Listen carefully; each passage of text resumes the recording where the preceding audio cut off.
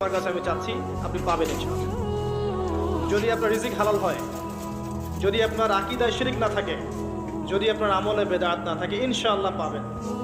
এর পরেও দুটো কথা আছে, সেটা হলো যদি দেখেন পান নাই, ইনস্ট্যান্ট পান নাই, মনে করবেন না দোয়া কবুল হয় না।